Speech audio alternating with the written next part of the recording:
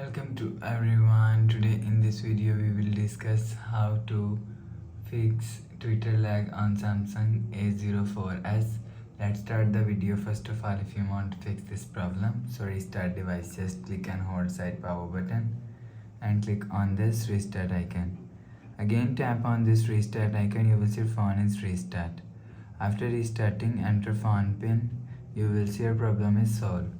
But if it not solved, if you want to fix this problem, go to app library, click on settings app. Now in setting, scroll down and click on apps. After click on apps, scroll down and search Twitter app from here. Click on Twitter apps.